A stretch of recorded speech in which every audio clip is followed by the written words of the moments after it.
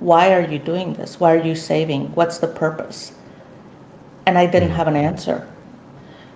And I think that really forced me to look inward and figure out what is my purpose? What do I want? What am I saving for? What am I working so hard for?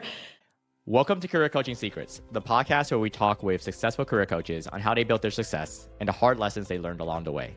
My name is Davis Nguyen, and I'm the founder of Purple Circle, where we help career coaches scale their business to $100,000 years, $100,000 months, and even $100,000 weeks. Before Purple Circle, I've grown several 7- and 8-figure career coaching businesses myself, and have been a consultant at 2 career coaching businesses that are doing over $100 million each. Whether you're an established coach or building your practice for the first time, you'll discover the secrets to elevating your coaching business. Coaching Secrets podcast. I'm Kevin, and today we are joined by Cynthia Martinez. She is the founder of and business strategist of Renegade Lab. Been in business for plus years, but been in the industry for over 12. Welcome to the show, Cynthia. Thank you for having me. It's my pleasure. One of the first things I'm very, very curious about is you're telling me pre-podcast you were in the industry 12 years, but quite recently, maybe over the last 2, you made a full-time shift into your business.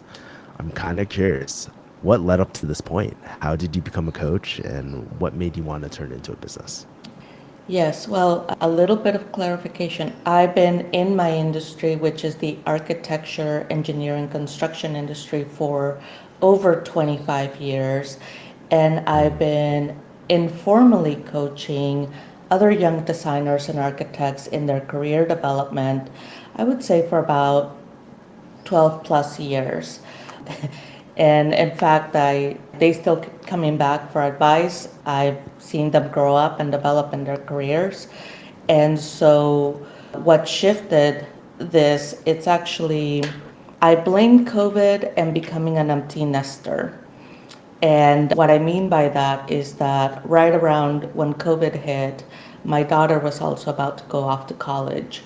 And as a single parent, it really left me feeling very lost and almost like a compass in a magnetic field. I realized that my purpose had been so led by following her dreams and making sure she had some pretty high aspirations.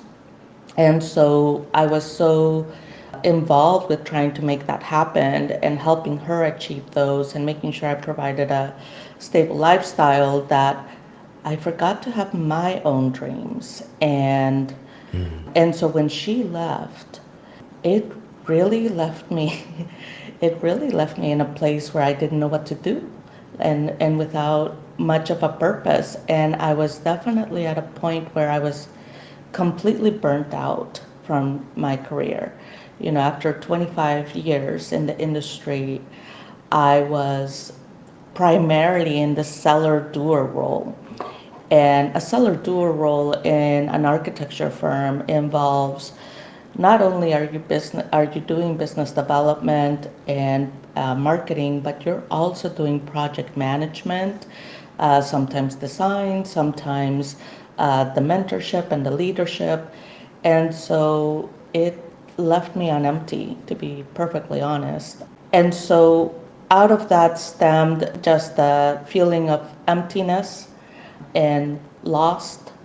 And I really started looking at my life and the fact that I had given everything up for companies that didn't necessarily value me, and that I had missed out on a lot of family and friend events, I sacrificed a lot of personal time to still feel empty at the end of it.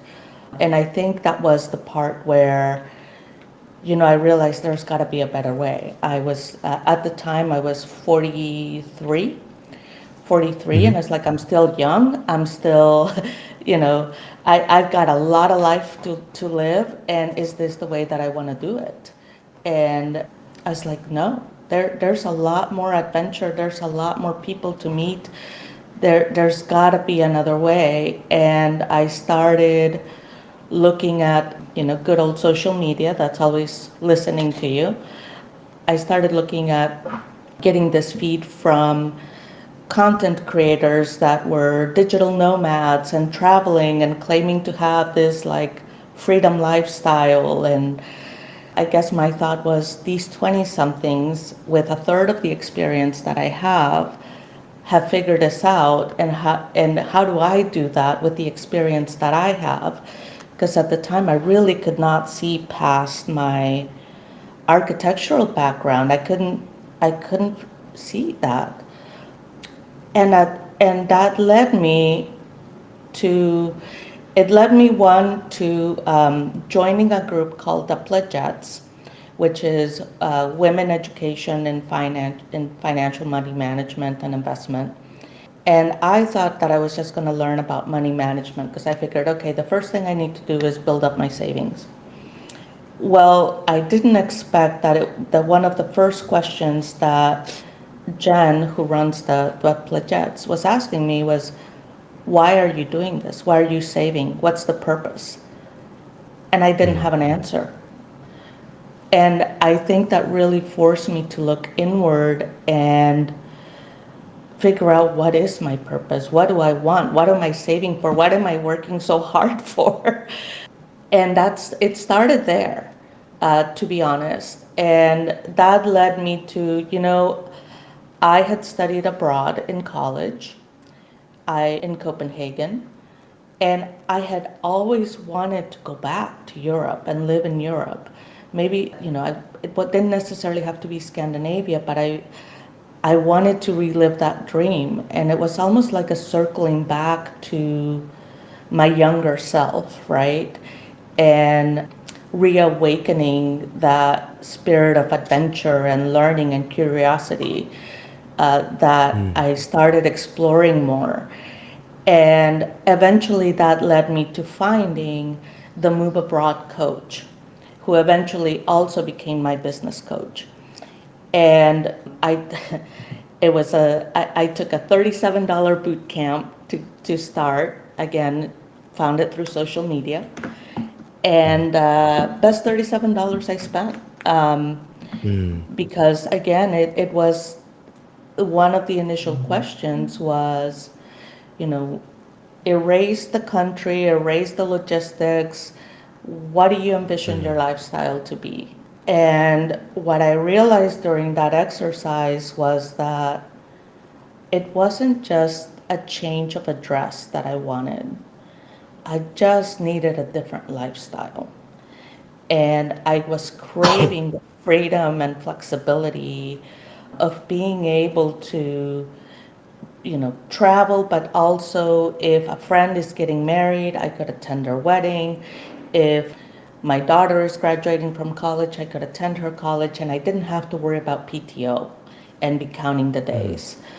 And so with all of that, to give you that context, is to this whole process and all of these little programs that I joined made me answer some really, they should have been easy questions, but they were very, very hard for me because I didn't have an answer. I was so preconditioned to, my identity was wrapped around my career. So that's what inspired it. I had to look at, what can I do that would allow me to build a business, to be more flexible, and to allow me that lifestyle. Sorry to interrupt, but I'm kind of curious. Like, there's so many different modalities, right? What led you toward coaching specifically? To coaching. Well, that was precisely it. I had to figure out, like, what can I do using my experience that I already had, and create a business, actually design a business that would allow me that lifestyle that I wanted, that I craved. And I used that. Have you heard of Ikigai? Yes. Yep. So I did a little Ikigai exercise, and with that, it brought to light for me that one of the things that people always came to me for was career advice, and that I actually had been doing this for several years.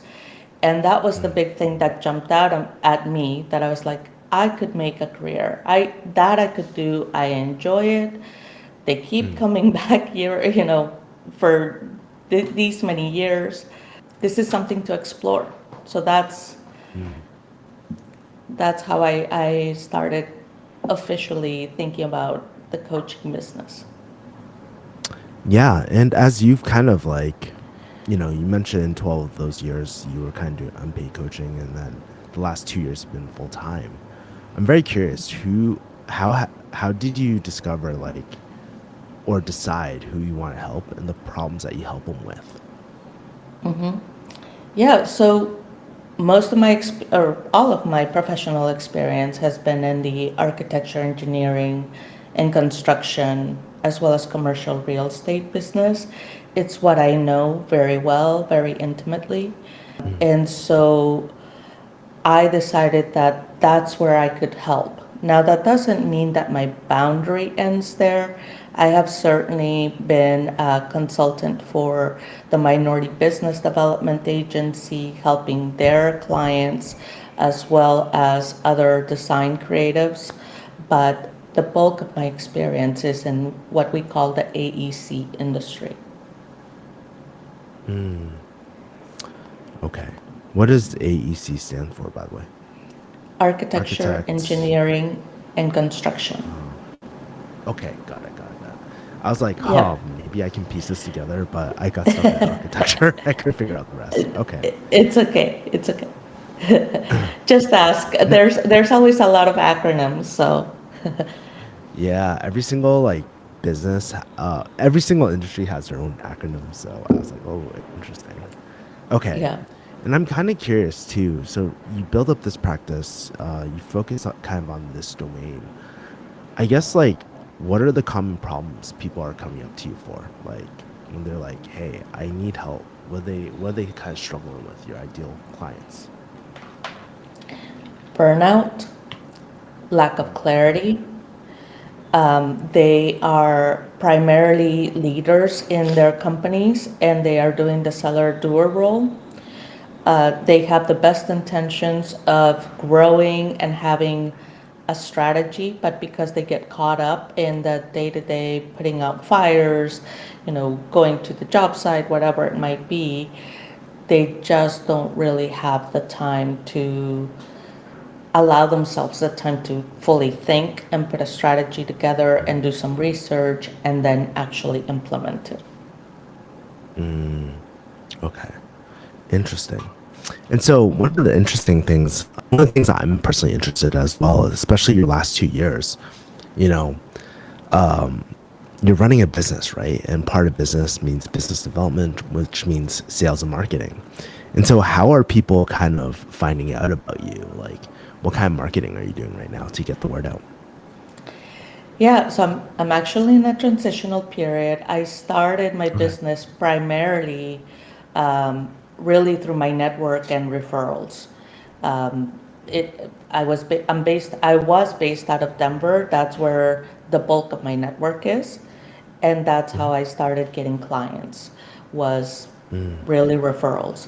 Now I am actually doing the digital nomad lifestyle, and so I'm transitioning into having been so referral based, which is how I was able to build my business, to now I need to expand that network so that I can continue to get more clients that are not all warm introductions or relationships I've already had, and not just in Denver, right? My goal is to have a global network and clients from everywhere.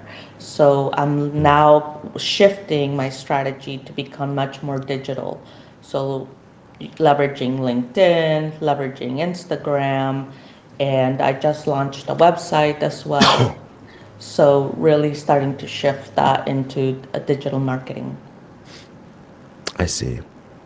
As you're making that transition into more of a global network, right? And try and be more digital, I guess. Are there any growing pains that you're noticing right now when it comes to finding clients outside of your referral network?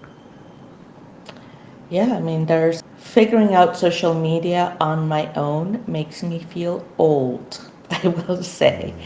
It's there's been quite a few growing pains to do it myself. It is something that I will outsource as soon as I can.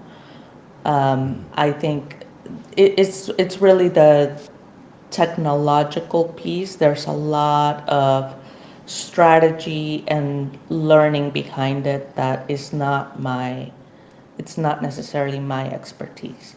So I see. The other thing I'm really, really curious about too is like when, so okay, initially like a lot of your clients were referrals, and you're starting to expand out that. I'm sure people are raising their hands and they're just like, "Hey, Cynthia, like I want to work with you." Like I'm kind of curious, what do your coaching engagements kind of look like? I'm kind of curious about the different offerings that you have. All one-on-one, group trainings, group organizational trainings. There's so many different modalities. Which ones have you kind of yeah. gravitated to? Yeah, so my business model is a little bit different. It's not just coaching. Mhm. I actually am a hybrid consultant slash coach slash Okay. implementer. And what the process there looks like is my ideal client, we go through a four-phase process. The first phase is a discovery phase, and that's the part where I start diving really deep into who's the company, what are their goals, what are their aspirations, both professionally and personal, how do they tie to back to business uh, goals, culture, what do their operations and marketing look like, etc. So really getting to know the business and its operations and where they want to grow and their ambitions. Then once I have that blueprint, I start actually doing research, marketing research into the markets. Wants to grow into the hospitality market, I am looking at two things. One, I'm researching internally. Do they have the portfolio and the talent and skills to support that type of project?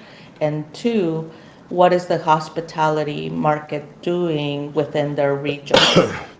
And does it support growing? Is it worth the investment to grow in that market, in the following year to 3 years?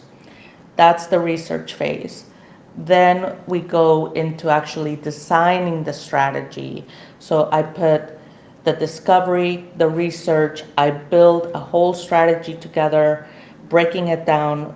It's a 12-month strategy, break it down by quarters and make it really tactile for them. And then we go into the implementation phase, which is I can do one of two things. I can hand you the roadmap. I can hand you the 100+ page report of everything of my work, and you Yeah. can try to do it on your own. But where I really find one of the big pain points is that they don't make time to do it on their own. They might, it's like buying a gym membership, right? Like you can go to the gym, you can buy the membership, and you might go for the first month, but then you taper off and don't show up, right? You just quit going. You lose motivation because you get busy with other things. It's the same thing in this case. I can hand you the strategy and you will have the best intentions starting off, but then work takes over, the day-to-day fires that you have to put out. And so the implementation phase, I do one of two things. I do two things. One, that's where my coaching really kicks in because I make them accountable. We have goals to hit every quarter. And two, I actually help take things off their plate. So that's where my fractional CMO services kick in because some of my clients may not necessarily have a marketing team. And so it's something that I can take off their plate. I can't do it all. I can't do it without their input. But I actually help them execute to make sure that we are meeting those goals. Yeah, I like the gym analogy that you had, and what came into my mind is like you could have the perfect like routines, you have the perfect diet plans for them, but part of it Right. means doing the work. But unlike fitness, you Exactly. can't. No one can work out. No one can work out for you. But in marketing for sure, someone can't do it for you, and that might be yourself, and all that. Okay, Yes, something I but am very curious about. Oh yes, I'm go sorry. I ahead. was going to say yes, but you can only go so far without their input, right? So it's like Yes. if you're going to pay a personal trainer, you're more likely to show up to that gym and do the reps and cut out the carbs, right? Yeah, that is true. One other thing I'm very very curious about, because you said you're just by yourself, and so when it comes to your client capacity, how do you manage it? I guess if you're all alone and whatnot. Well, I'm not completely all alone. Okay. One of the first things that I've done is actually, as I've started to grow, I started to outsource what I can, what's not my area of expertise. The first thing I was very, very happy to outsource was bookkeeping. The second thing that I've been able to outsource was my web design and my social media templates and some of the branding. And I found somebody that really, really understood my brand, and we've been collaborating. I think we'll keep going. I have more projects for her. And then I was able to find an OBM, and so she's been helping me streamline my operations precisely as one of my pain points has been doing it all myself. How can I leverage technology, AI, and automate workflows, automate all my systems, streamline them so that I can save time? So I do have What's a people behind me. what's a OPM? What's a OPM? Really quickly. Oh, online business manager. Business manager. Okay, I wasn't quite sure, but okay, I just want to make sure. Yeah. Awesome. And sorry, what were you saying before I cut you off? Oh, no, I was saying I'm a one-woman show, but I also, walk the talk in the sense of outsourcing what I can within my means. So I would love to be able to have both my OBM and my brand person be more consistent. At the moment, it's just on a project by project basis. I see. The other thing I'm really curious about too is like, okay, so you're 2 years kind of like full time, and so kind of curious, where do you want this coaching business to take you in the next few years? Do you have desires to scale more? Do you want to hire more? Do you have secret dreams that no one knows about? Kind of curious there. Yes, yes to all of that. I want my business to grow, and I want it to grow sustainably. I would like for it to not necessarily require more time from me, but I also have to be careful that I don't want to lose the high touch customization that I do with every client and the quality of the product that I put out. I would like to bring in my OBM on a much more consistent basis and have her work for me at least part-time, bring in on a VA, a virtual assistant, to help with some of the admin tasks as well.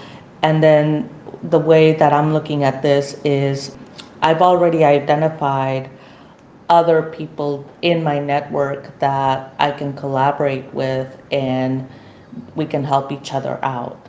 So being able to start outsourcing some of the higher level type of work, so that I can continue to take on clients, but not necessarily dilute the service that I provide. I see. I see. So like kind of increasing like the number like your back end systems and kind of the support help that you have, not necessarily the coaching aspect. Interesting. Okay. Something else I'm really interested about, because you're in a very unique position, right? You're just kind of like you just made this transition, and so as you reflect on your last 2 years going full time, what sort of like growing pains have you kind of noticed? Was there anything kind of unexpected, I guess, from your end? Oh, there's been a lot of growing pains. I can tell you that I I wasn't quite ready to go full time with this when it happened. It only happened because my position was terminated at my company. So I had been thinking about this. I had registered my LLC, and literally a month later is when I learned my position was being terminated. So talk about putting something in the universe, and the Yeah. universe came back and gave me the kick in the butt to go do it. So that was, it put me in a crossroads position of like, do I really go after this and make this happen? Or do I hit the easy button and just get another job? And I really couldn't physically even bring myself to put my resume together. You know, the definition of insanity is doing the same thing over and over and expecting different results, right? And I wanted different results.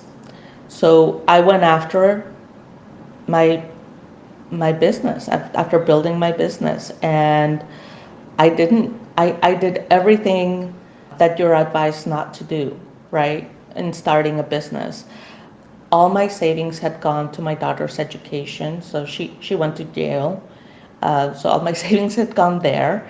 I don't have a second income to depend on or rely on. And I didn't have a soft landing because I wasn't starting an architecture firm. I was starting a consulting business, and my ideal clients had been my competitors. So, you know, I think there was a lot to overcome there.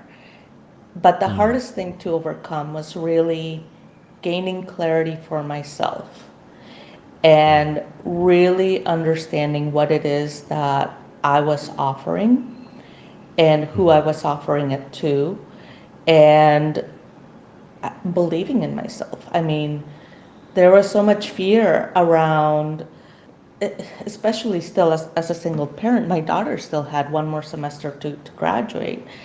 And I had one foot in and one foot out, right? I had one foot in into like trying to make this happen, and the other foot was looking for a job and trying to, you know, interview. And I was not 100% on either one. And I think that really reflected both when I was interviewing for jobs and what I was doing for my business. And I think it just came to a point where after a few months, I felt so drained. And I was like, am I in or am I out? Because this is not sustainable. I can't do both. I can't try to exist and look for a job at the same time. So what do you want? And once I gained that clarity of like, I don't want to go back to corporate. I want this lifestyle. I have this dream that I want to pursue. So I turned off my LinkedIn job alerts and I went all in, and things started to happen. Oh, that's That was, beautiful. That's a beautiful story. yeah. So it's, the clarity piece is big. Which leads me to ask too, because, you know, as a business owner, right? A lot of business owners, and especially coaches, we invest into things like training, marketing, team members, master. There's a lot of different things that we can invest in, right? And I'm kind of curious, like during this transition time, did you make any investments? Because it sounded like everything was kind of like not so great financially for you. So I'm kind of curious, did you make any investments during that time? I did. I think if there was one of the big things I've learned in my 25 plus years of experience was that don't try to do everything yourself. And the biggest challenge for me was trying to apply that to myself when you have no funds, right? When you're so tight on money, it's hard to swallow a chunk to pay a business coach or a marketing consultant or whatever it may be. And again, once I went all in, it's like, well, I'll put it on the credit card and I just gotta believe this is gonna work. and I don't regret it. I hired a business finance coach to start off with, because one of the things I realized is a lot of entrepreneurs fail by not understanding their business finances. And that's realize, I mean, I know that was one of my weak points for sure. And I can't say that I'm an expert at it by any stretch of the imagination, but I got a much more, I got a much better understanding of what I needed to be looking at, and how to really start holistically forecasting for my business and expenses and plan for things. And so that was a really great investment. I also invested in business coaching for myself, because one of the things I also realized, I've had a lot of realizations, Yeah. was that I was trying to build my business as an architecture business. And I couldn't get it out of my head that I felt like I couldn't do things that people were telling me to do, because I was so stuck in like building this business as an architecture business. And then eventually I had this aha moment, like, you're not an architecture firm. You're a consultant. You got to think like a consultant. You got to build your business model like a consultant, like a coach. And that, it seems like such a small thing, but that really was a big reframe in my mind. And immediately all the things my business coach was telling me started to just make much more sense, and I started to be able to apply that to the way I was proceeding. So making that investment was big, but it took her a little while to get me there. Yeah, I love that because, you're right. It's hard to do everything yourself, and I think there's a common saying: you can't do everything. You can't read the label from inside the bottle. And just hearing your experience of taking that leap of faith and stuff is really inspiring. Last question for you. If you're to do this all again, right? You've probably gotten a lot of great advice, some of it good, some of it bad, some solicited advice, and probably a lot of unsolicited advice as well. And so, if you were to go back in time and give yourself advice, I guess, what would you advise yourself? Like, what's the most overrated piece of business advice you've gotten so far, and what's the most underrated? I'm really curious there. Ooh. I think the overrated piece of advice, although I know it's true, is that just believe in yourself and go after your dreams, or it's like, yeah, but I also got to put food on the table. Yeah. And there's a lot of truth to that. Like I said earlier, I had to really believe in myself, but I had a plan, right? Like I took a leap of faith on myself. I believed strongly that it was going to make it work, because I was going to work my butt off, and I was going to hire a coach, and I was going to do the things. So it wasn't completely blind. And it's been a lot of work, and it's been a lot of tears. It hasn't been just like follow your dreams and rainbows and stars will appear. I wish. Yeah.